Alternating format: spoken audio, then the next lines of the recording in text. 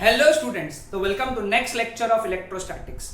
ये lecture series में हम लोग बात कर रहे हैं क्लास 11th इलेक्ट्रोस्टैटिक्स के बेसिक्स की, which are important from the point of view of CET. तो अगेन आई वुड सजेस्ट, यहाँ पे डेरिवेशंस हमारे लिए बहुत इंपॉर्टेंट नहीं है, हमारे लिए इंपॉर्टेंट है यहाँ पे पॉइंट्स। तो जितने पॉइंट्स मैं इस लेक्चर्स में लिखूंगा अपने बोर्ड के ऊपर, वो सारे के सारे नोट डाउन करना है। Okay, so without wasting our time will start with our topic. First topic is Coulomb's law. अब कल तक हम लोगों ने चार्ज के बारे में पढ़ा है ना, चार्ज के बारे में पढ़ा, टाइप्स ऑफ चार्जेस पढ़े है ना, ये सारे, फिर चार्ज डिस्ट्रीब्यूशन पढ़ा। अब आज हम लोगों को चार्ज की एक और प्रॉपर्टी के बारे में बात करना है जो हम लोगों ने कल नहीं किया था, and that is like charges and unlike charges के बीच में क्या होता है।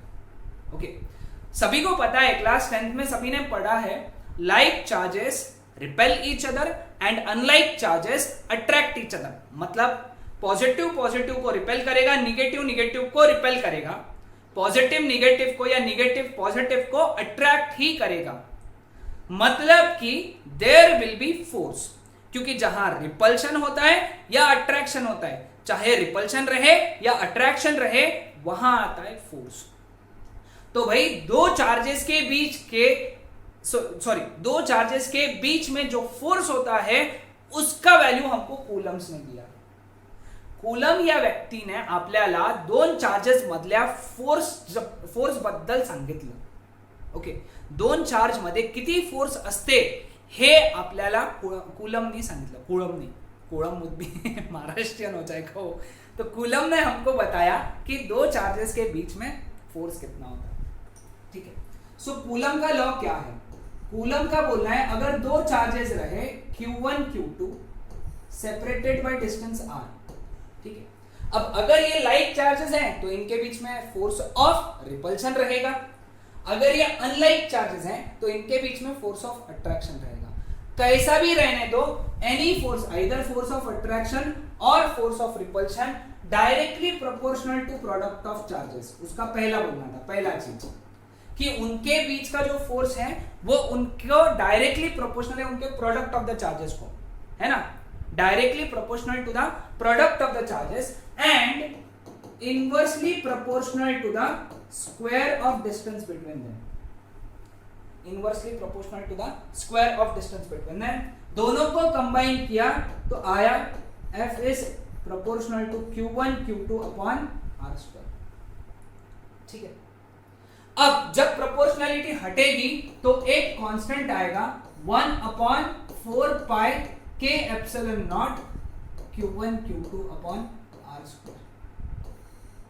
ये इक्वेशन लिख लो, इसके बारे में जितने भी टर्म्स है मैं समझाता हूं, क्योंकि जहां भी प्रोपोर्शनलिटी हटती है तो वहां कांस्टेंट आता है, और वो कांस्टेंट कितना आया 1 upon 4 pi epsilon naught। ये कांस्टेंट है, इसका वैल्यू फिक्स है। अब इसके अंदर जो टर्म्स है पहले उसको डिस्कस कर लेते हैं। ये जो K है ना, इसको हम लोग बोलते हैं डाई इलेक्ट्रिक कांस्टेंट, स्मॉल के, हाँ स्मॉल के, डाइलेक्ट्रिक कांस्टेंट ऑफ मीडियम। ये मीडियम की प्रॉपर्टी होती है। ओके, जिस मीडियम में चार्जेस रखे हुए हैं उनकी प्रॉपर्टी होती है। मतलब ये चार्जेस अगर वाटर में रखें तो वाटर का डाइलेक्ट्रिक कांस्टेंट, पहले नाम समझ लो, है ना, वाटर का डाइलेक्ट्रिक कांस्टेंट अलग रहेगा। अगर ये चार्जेस एयर में रखें तो एयर का डाइलेक्ट्रिक कांस्टेंट अलग रहेगा। ओके, तो इनके कुछ वैल्यूज याद रखना है तुमको सीईटी के लिए। K का वैल्यू 1 एयर के लिए होते हैं, K का वैल्यू इंफिनिटी कंडक्टर्स के लिए होते हैं। ओके, K का वैल्यू 81 ये वाटर के लिए होते हैं। ठीक है, क्लियर? तो ये अभी ऐसा लिख के रख लो, नोट डाउन कर लो। अब ये एप्सिलॉन नॉट क्या है? एप्सिलॉन नॉट, इसको एप्सिलॉन नॉट है, ये ई नहीं है, ये है ऐसा और नीचे छोटा जीरो। ठीक है, एप्सिलॉन नॉट, एप्सिलॉन नॉट या एप्सिलॉन या एप्सिलॉन बोलो, तुम्हारी इच्छा। तो एप्सिलॉन नॉट क्या है? इसको बोलते, पहले क्या बोलते समझ लो, absolute permittivity of free space या फिर वैक्यूम। ओके, वैक्यूम या फिर फ्री स्पेस, वैक्यूम मतलब ही फ्री स्पेस होता है, उसकी एब्सोल्यूट परमिटिविटी। ओके, क्या होता है परमिटिविटी? शॉर्ट में समझो, डिटेल में आगे पढ़ना है अपने को। परमिटिविटी यानी परमिट करना। ओके, परमिट करना, क्या परमिट करना? इलेक्ट्रिकल प्रॉपर्टीज को उसके उस मीडियम से फ्लो करने को परमिट करना, इसके बारे में बताने वाला क्वांटिटीज एप्सिलॉन नॉट। ठीक है, नहीं भी समझा टेंशन मत लो, आगे पढ़ेंगे अपन। ये भी मीडियम टू मीडियम वैरी करते हैं, हम लोग आगे देखेंगे। क्लियर? अभी सिर्फ ये नाम लिख लो इनके। अब के का वैल्यू तो मैंने बता दिया, अब एप्सिलॉन नॉट के वैल्यू की बात करते हैं। पहले एक काम करते हैं, मैं तो सजेस्ट करता हूं हमेशा एप्सिलॉन नॉट का पहले यूनिट देख लेते हैं। पहले यूनिट देखते हैं। मेरे को बताओ, ये एप्सिलॉन नॉट उठ के यहां गया और ये एफ उठ के यहां आया, तो क्या हो जाएगा? फॉर्मूला क्या बन जाएगा? Epsilon naught is equal to 1/4 pi के Q1 Q2 अपॉन एफ नीचे आ गया आर स्क्वायर। ठीक है, इंपॉर्टेंट बात, ये के जो होता है ना, ये यूनिटलेस होता है, यानी इसका कोई यूनिट नहीं होता है के का। ठीक है, तो चलो एप्सिलॉन नॉट का यूनिट करेगा, इसका तो कोई भी यूनिट नहीं है, 4 का यूनिट नहीं होता है, के का यूनिट नहीं होता है, के पाई का यूनिट नहीं होता है। बचे कौन? Q1 Q2 F R square, है ना? Q1 Q2, Q1 यानी चार्ज है, Q2 यानी चार्ज है, coulomb coulomb coulomb into coulomb is coulomb square. F R square, F यानी फोर्स, R यानी डिस्टेंस, फोर्स का यूनिट न्यूटन, डिस्टेंस का यूनिट मीटर और उसका स्क्वायर, तो coulomb square per newton metre square सबसे इंपॉर्टेंट ध्यान में रखना, वो उसका यूनिट। ठीक है, इसकी वैल्यू टेंशन मतलब ढूंढ के दी हुई है 8.85 10 टू द पावर -12। जितने ताकत से याद रख सकते हो याद कर लो, जितनी तुम में ताकत है उतनी ताकत से याद करो इसको। Epsilon naught is 8.85 into 10 to the power -12 coulomb square per newton metre square. आज रात को उठ के भी किसी ने पूछा तुमको एप्सिलॉन नॉट का वैल्यू कितना, फटकन से बोलना चाहिए अपन ने, नहीं तो बड़ा ऐसा कुछ तो भी कर रहे हैं, ऐसा नहीं। 8.85 into 10 to the power -12 coulomb square per newton metre square. Clear with this? सभी को ध्यान में आया वैल्यू? बहुत इंपॉर्टेंट वैल्यू याद रखना। ओके, कल एक पॉइंट बताना भूल गया था मैं, डायमेंशंस ऑफ चार्ज, ये कैसे निकालना? देखो, करंट क्लास 10th में तुमने पढ़ा है Q/T, Q/T पढ़ा है, T इधर लेकर चल जाओ तो Q is equal to IT हो गया। तो फिर डायमेंशन ऑफ चार्ज कितना हो गया? फिर dimension of current into dimension of time. Current ये एक फंडामेंटल क्वांटिटी है, क्लास 11th में मैंने बेसिक्स में स्टार्टिंग में पढ़ाया, करंट एक फंडामेंटल क्वांटिटी है। तो dimension of charge is equal to m0 l0 t1 I1, m0 l0 t1 I1, ये डायमेंशन ऑफ चार्ज हो गए। तुम्हारे लिए होमवर्क है डायमेंशन ऑफ एप्सिलॉन नॉट निकालना। कूलम स्क्वायर, देखो कूलम का तो मिल गया, मतलब कूलम सॉरी चार्ज का डायमेंशन मिल गया तुमको, न्यूटन यानी फोर्स का डायमेंशन तुमको पता है m1 l1 t-2, और मीटर स्क्वायर का डायमेंशन m0 l2 t0। चलो देखते हैं कितने लोगों ने निकाला है, कमेंट करके बताओ मुझे बताना कितना आया तुम्हारा answer. Okay, clear with this?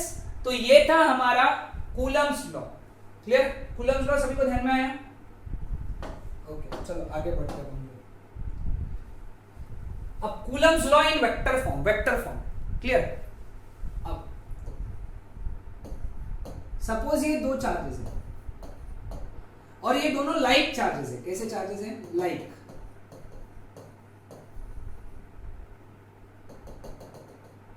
ठीक है, अब लाइक चार्जेस हैं इसलिए ये इसको रिपेल करेगा, ये इसको रिपेल करेगा, है ना? अब 1 ने 2 पे जो फोर्स लगाया वो कितना लगाया? 1 ने 2 पे।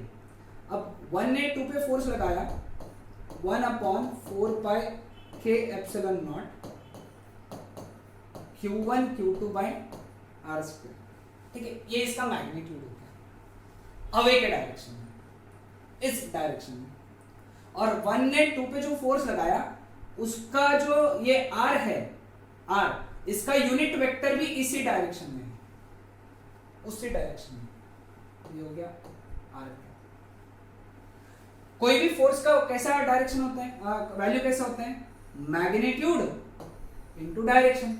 ये मैग्नीट्यूड है, ये डायरेक्शन है, ठीक है, magnitude into direction. Clear with this? समझ में आया सबको?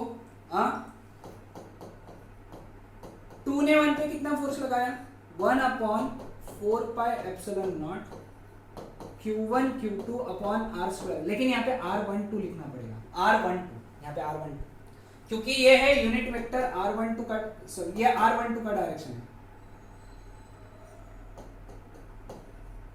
ये r12 का डायरेक्शन, ये किसका डायरेक्शन है, r21 का डायरेक्शन। r21 क्या है, यूनिट वेक्टर बोलते हैं इसको, ध्यान में रखना अभी सिर्फ r21, तुमको ये लिख के रख लेना है, ठीक है।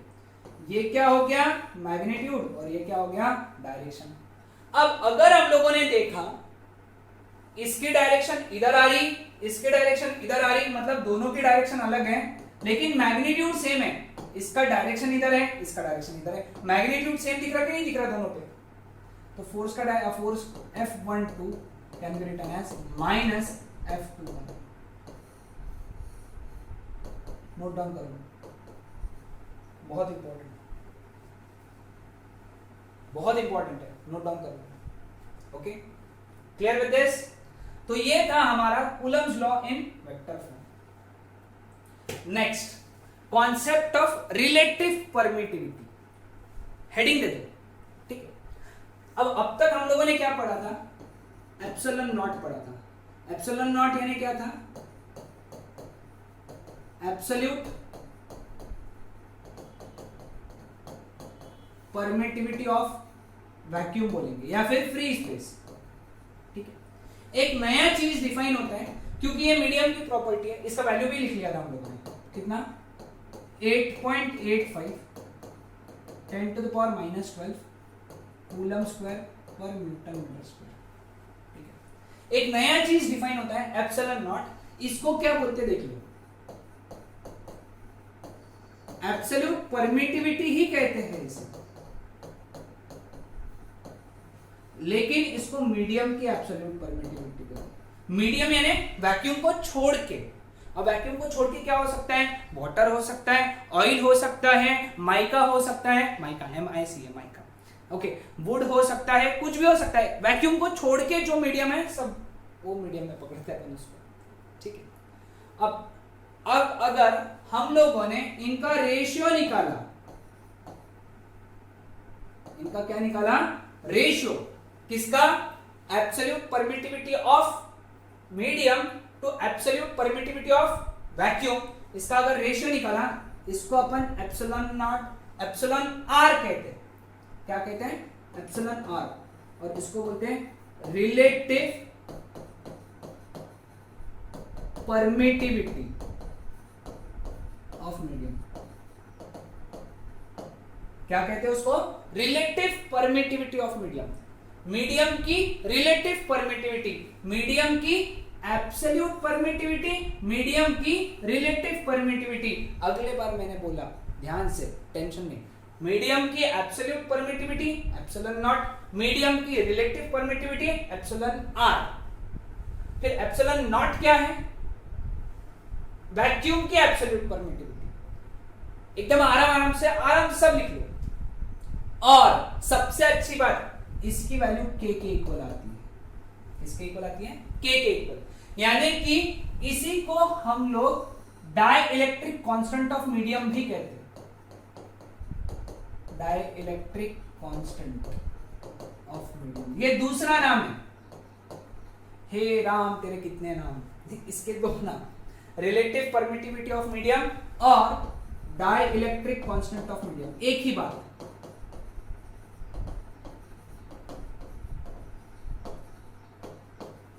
ये एक ही है, रिलेटिव परमिटिविटी ऑफ मीडियम मतलब ही डाइलेक्ट्रिक। फिर ऐसा क्यों किया, क्या मतलब, ध्यान में रख लो, है ना।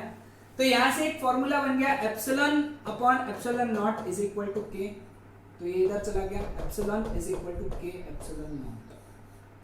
बहुत इंपॉर्टेंट, याद कर लो, बहुत सारे फॉर्मूलेज याद करने पड़ते हैं यहाँ पे, हाँ एक एक करके याद करेंगे हम लोग, ठीक है। Clear with this? तो अब देखो यहाँ पे मैं तुमको एक इंटरेस्टिंग चीज, सबने लिख लिया, ये नहीं लिखा है तो वापस लिख लेंगे।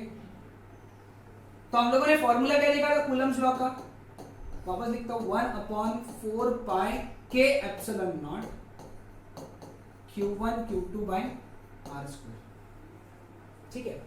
यानी दो चार्जेस अगर मीडियम में है तो दो चार्जेस मीडियम में है, ठीक है। k एप्सिलॉन नॉट के जगह क्या लिख सकते हैं, अभी देखा हम लोगों ने 1/4 pi epsilon q1 q2 by r square, ठीक है। अब अगर दो चार्जेस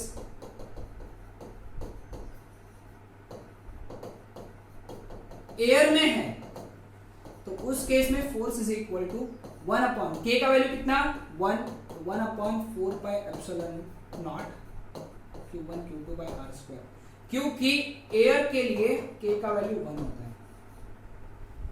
ठीक है।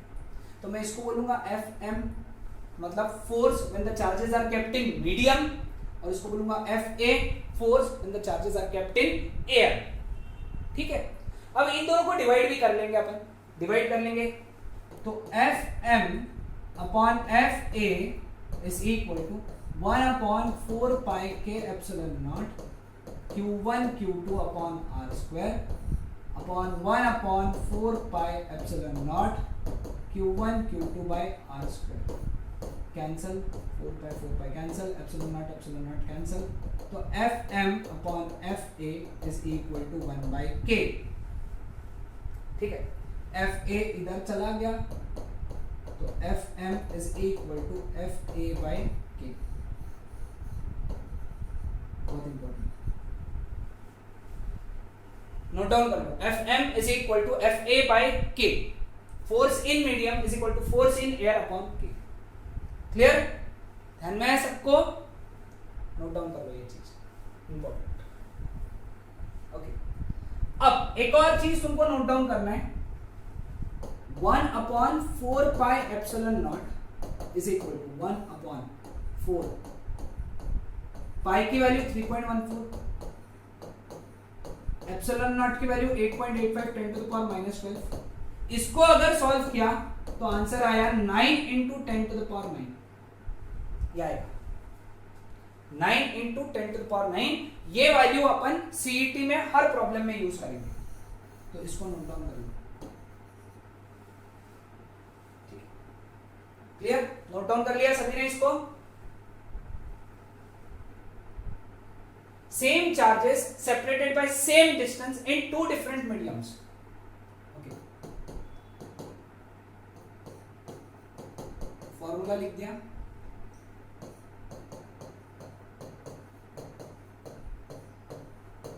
ठीक है। फॉर्मूला लिख लो, हेडिंग दिया same charges constant separated by same distance constant, तो k इधर आ गया, तो क्या आ गया F इंटू के इज, ये तो ऑलरेडी कांस्टेंट है 4 पाई एप्सिलॉन नॉट, ये सब कांस्टेंट है, Fk इज कांस्टेंट, मतलब F1 K1 is equal to F2 K2, CET के लिए इंपॉर्टेंट याद रखना, F1 K1 is equal to F2 K2, JEE के लिए भी इंपॉर्टेंट है, जेडब्ल्यू नीट। क्या बोला है, same charges separated by different distance in same medium, same medium, okay. तो फोर्स का फॉर्मूला है 1/, फिर कैसे करना है, इसके लिए रिलेशन कैसे निकालना, इक्वेशन लिखो, चार्जेस सेम है मतलब कांस्टेंट, डिस्टेंस अलग अलग है, सेम मीडियम, मीडियम सेम है मतलब k कांस्टेंट, r स्क्वायर इधर चला गया, F r square is equal to 4 pi epsilon naught q1 q2 सब कांस्टेंट है, तो F r square is constant, यानी f1 r1 square is equal to f2 r2 square, ठीक है। नोट डाउन करें। अगला क्या है, force between two charges in two different medium is same for, sorry, is same for different separation, separation same है यानी r same for different separation है. Okay, two charges in two different medium. Okay, तो यहां पे क्या बोला है, force between two charges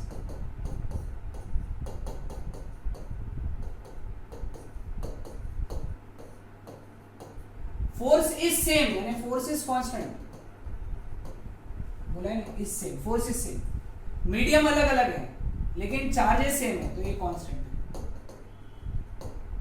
medium अलग अलग है, आर स्क्वायर अलग अलग है, ये इधर ये इधर, तो के आर स्क्वायर इज ये कांस्टेंट, ये सब कांस्टेंट, एफ भी नीचे आ गया वो भी कांस्टेंट है, तो के आर स्क्वायर इज कांस्टेंट, मतलब k1 r1 स्क्वायर है ना is equal to k2 r2 square. k1 r1 square is equal to k2 r2 square. आया ध्यान में सबको? ओके, ये सब छोटे छोटे पॉइंट्स हमको नोट डाउन करते रहना चलता है ना, करते चलो. ओके, क्योंकि ये छोटी छोटी बातें ना सीईटी में पूछी जाती है, फिर अपने को ध्यान में नहीं आता है क्या करना है ना, तो सब नोट डाउन करते चलो. क्लियर? अब देखो यहाँ पे, if the force between two charges separated by distance r naught in vacuum is same as the force between the same charges separated by distance r in medium. देखो समझा तो क्या बोला है कंडीशन की, दो चार्जेस हैं q1 q2 separated by distance r naught, किसमें? वैक्यूम में. ठीक है, दो सेम चार्जेस हैं q1 q2 separated by distance r in some medium, ये मीडियम. अब यहां पे फोर्स कितना है पहले बता दो मेरे को, फोर्स कितना? 1/4 पाई एप्सिलॉन नॉट, क्योंकि k का वैल्यू 1 लिखूंगा वैक्यूम है, into q1 q2 by r naught square. यहां पे फोर्स कितना लिखूंगा? अब मीडियम है तो डाइलेक्ट्रिक कांस्टेंट आया 1/4 pi k epsilon naught q1 q2 by r square. ये दोनों फोर्सेस सेम है, बोला है फोर्स इज सेम है ना, ये चीज सेम. तो इनके लेफ्ट हैंड साइड सेम है तो राइट हैंड साइड भी सेम होना चाहिए. 1/4 pi epsilon naught q1 q2 by r naught square is equal to 1/4 pi k epsilon naught q1 q2 upon r square. 4 pi epsilon naught cancel, q1 q2 cancel. ठीक है, ये r square इधर r naught इधर, तो r square is equal to r naught square by k. आराम से धीरे धीरे चलो. तो r कितना हुआ बेटा यहाँ पे? r naught by root k. Important formula, important derivation है ना, यानी फोर्स अगर सेम रखना है ना आर नॉट डिस्टेंस वैक्यूम में, तो दोनों के बीच का सेपरेशन बढ़ाना पड़ेगा. नया सेपरेशन कितना करना पड़ेगा? आर नॉट अपॉन रूट के. के क्या है? डाइलेक्ट्रिक कांस्टेंट उस मीडियम का. समझा सबको? हाँ चलो. Two charges are brought in contact and then separated. Last concept है थ्योरी का, फिर इसके आगे एमसीक्यूज डिस्कस करेंगे हम लोग. ये एक Q1 चार्ज है, ये एक Q2 चार्ज है. ठीक है, इनको टच किया पहले और फिर सेपरेट किया, तो इस पे चार्ज हो जाएगा Q1 plus Q2 by 2, Q1 plus Q2 by 2 अलग अलग इक्वल, क्योंकि टोटल चार्ज कितना हो गया बेटा अब यहाँ पे? Q1 प्लस Q2 जब टच किया था, ये याद है ना. क्लियर? अब इसके एक एग्जांपल देता हूँ. लिख लिया सभी ने? ऐसा लिख लो इसका एग्जांपल. ये 2 कूलम का चार्ज है, ये 6 कूलम का चार्ज है. इन दोनों को टच किया और सेपरेट किया. अब मेरे को बताओ, जब टच किया तो टोटल चार्ज कितना हो गया? 2 + 6 यानी 8 कूलम. अब जब मैं इनको सेपरेट करूंगा तो 8 का हाफ कितना हुआ? 4 कूलम इसको, 4 कूलम इसको. आसान? ध्यान में आया क्या? बहुत इंपॉर्टेंट कॉन्सेप्ट है.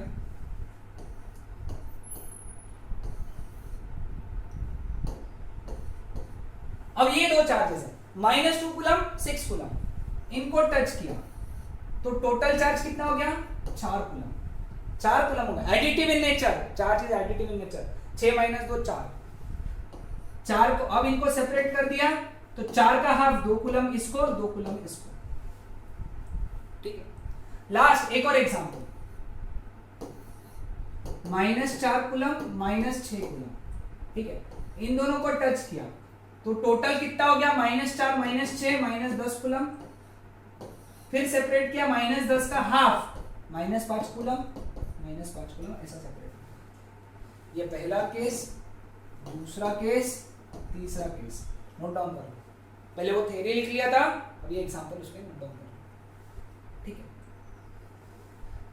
चलो पहला, if force between two charges, sorry, the force between two charges is proportional to the distance between them as force is inversely proportional to r square, sorry is inversely चाहिए था यहाँ, inversely r square. और अगर inversely नहीं रहा, शब्द समझ, inversely नहीं रहा तो इसका आंसर आएगा r टू द पावर -2।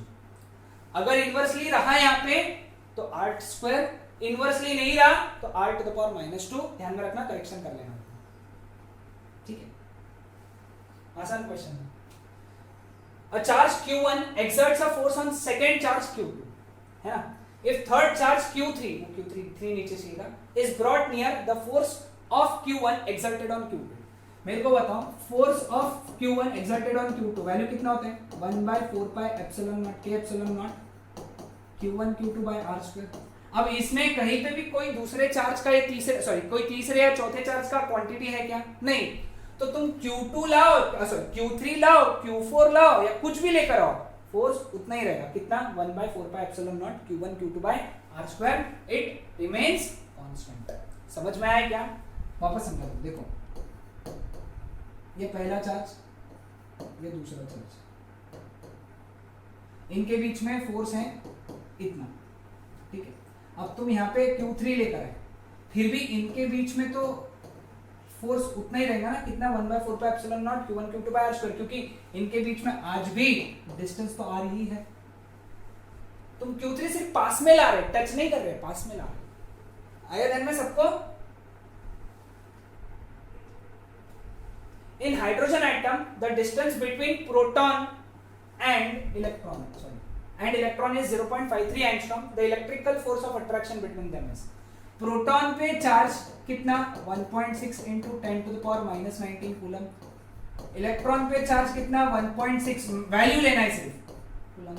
दोनों के बीच में डिस्टेंस है 0.53 एंगस्ट्रॉम, यानी 0.53 एंगस्ट्रॉम यानी 10 to the power -10 मीटर।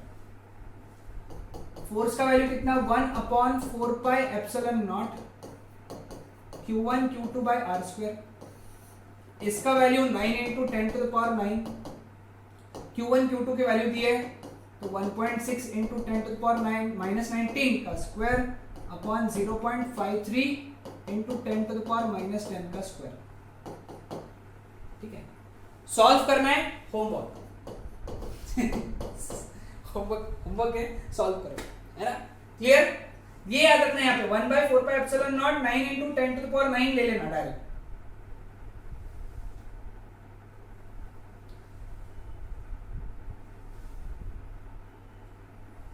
ऐसा unit of permittivity is, permittivity का ऐसा unit coulomb square per newton metre square, direct, है ना। अगला question, if the distance between the charges is doubled then the force between them is. अब देखो, force is inversely proportional to r square. अब अगर तुम इसको डबल करोगे तो डबल का स्क्वायर 1/4 हो जाएगा, यहाँ पे 4 आ जाएगा, लेकिन 1 के नीचे है तो फोर्स हो जाएगा 1/4 टाइम्स। आया क्या ध्यान में? शॉर्टकट, एकदम फास्ट सॉल्व हुआ।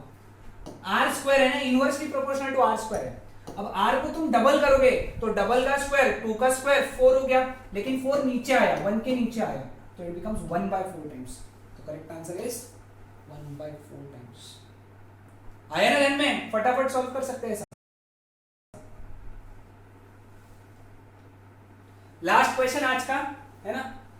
if one of the charges is doubled and the distance is half,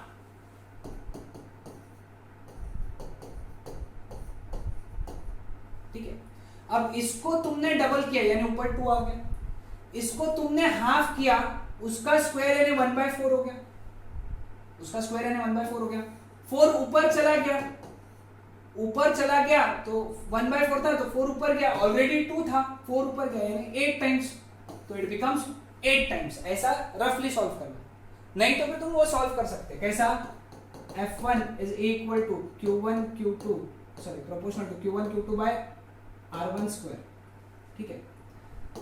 F2 is proportional to Q1 को डबल किया तो 2Q1 Q2 अपॉन इसका हाफ यानी R1 by 2 स्क्वायर, फिर डिवाइड कर लो, F1 by F2 is equal to Q1 Q2 upon R1 square upon 2Q1 Q2 upon R1 by 2 का square यानी R1 square by 4। पूरा अगर सॉल्व करोगे, सॉल्व करके आंसर 8 टाइम्स आ जाएगा, तो आंसर बन जाता है F2, यहाँ पे आएगा F2 is equal to 8 times F1। मैंने शॉर्टकट बताया, तो इसका आंसर आएगा it becomes 8 times. Clear with this? तो ये थे आज के इंपॉर्टेंट एमसीक्यूज और आज का इंपॉर्टेंट टॉपिक। नेक्स्ट लेक्चर में हम लोग स्टार्ट करेंगे इलेक्ट्रिक फील्ड के बारे में। ओके